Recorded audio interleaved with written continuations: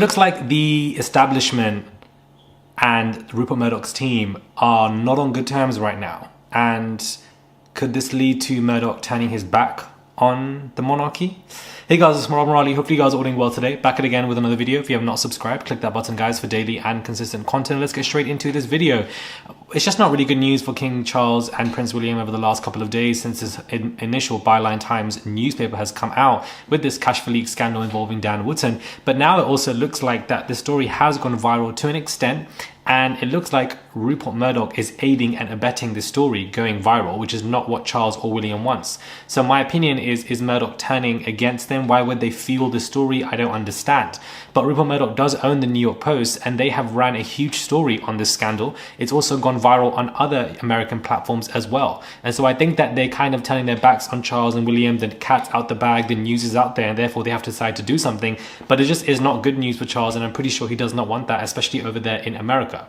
Now, not only that, but I've also noticed that in the UK press, nobody is touching the story. Yet again, there is this protectiveness, not only from Dan Wootton being protected, but also the establishment being protected as well. So that to me is interesting, that whilst Murdoch's team are putting it out there in America, it's being suppressed here, and it's actually not been touched by any single article.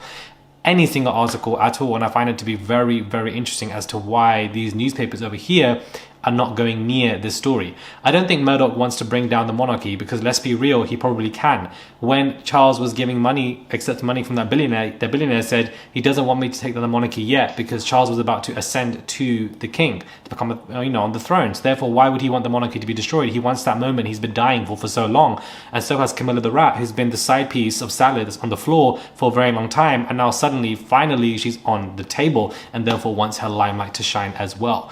And I also don't think Murdoch wants the family to die down and to ruin the monarchy, because he needs subjects in his newspapers for people to read at the end of the day. And Meghan and Harry are constantly in them, let alone anybody else in the royal family. So I do think that there is a direct link of where he benefits and where people buy stuff, because the royal family are placed in it to an extent.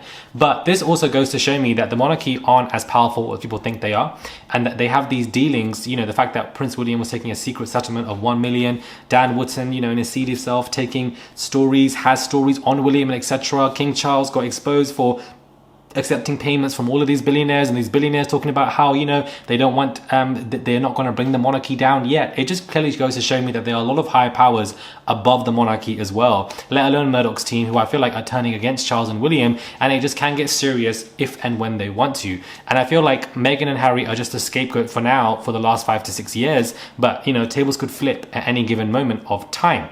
Byline Times are initially the ones who are sourcing this information, reporting this, but for those of you who don't know about Byline Times, they've been about for a very long time. I've been sourcing them and discussing their topics on here on YouTube since 2019. So they've been around for a minute, guys. For those of you who don't know who Byline Times are, and they've suddenly just come into the air. They've only now finally come into physical copies in stores, but they've been a digital newspaper for a very long time, and they, I believe, have not faced any cases of defamation, because you can't sue somebody for defamation if they're coming out with information that is true, or information that you can't defame them with. So, that in itself should speak volumes. But we'll see what happens here. The fact that these stories are going viral in America, the fact that Murdoch is aiding this as well, and this is clearly, what Charles and William do not want. They have their own secret dealings with Murdoch and with Dan Wootton, and clearly looks like Murdoch's turning against them, and basically just running the stories over there. But it's interesting to see how the stories here are very hush-hush, very quiet. Not one article has addressed it, and I find that to be very weird.